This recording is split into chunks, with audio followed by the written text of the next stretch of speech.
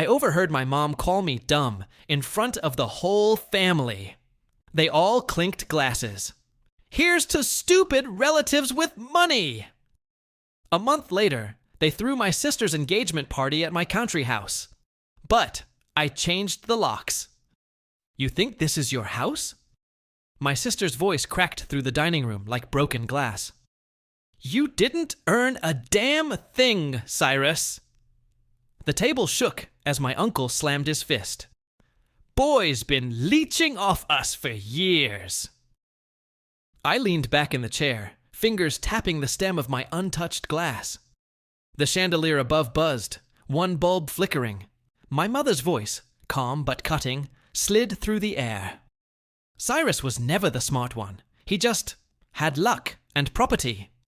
Laughter, glasses raised.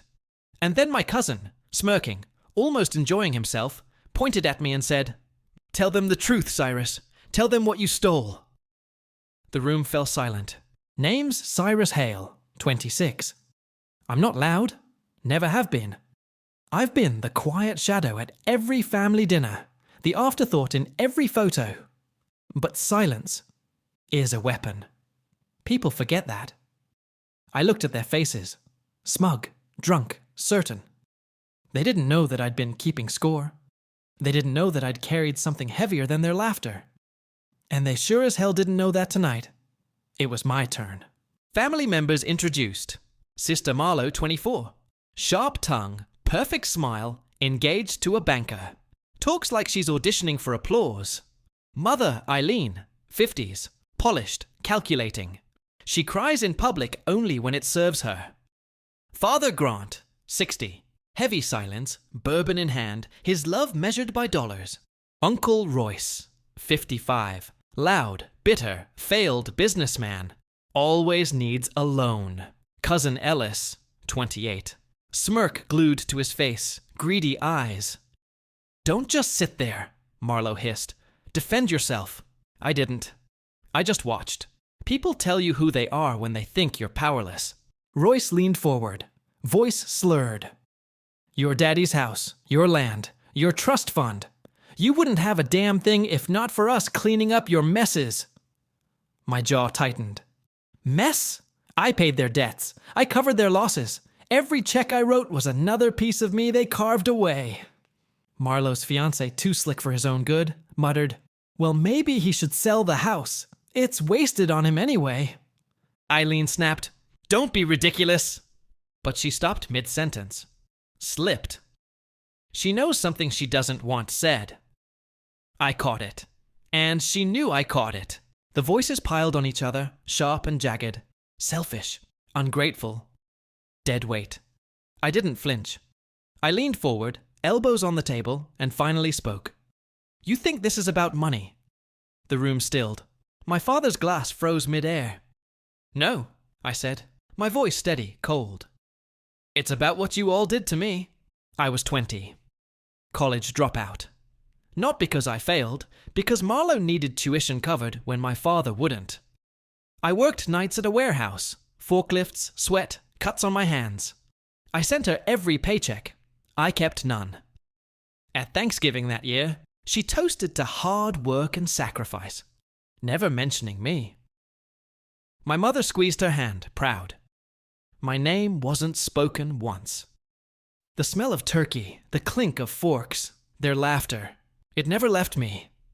They owed me everything, and they acted like I owed them. Ellis laughed too loud, too quick. Don't act like you're some saint. We all know you. Ellis. My mother's voice cut sharp. Too sharp. And then it clicked. The debt, the sudden engagement party, the way she avoided my eyes. I stood. You used my money, didn't you? Their silence was answer enough. The engagement party at my country house. The renovations paid with my trust. Marlowe's wedding fund. All from the account they swore was untouchable.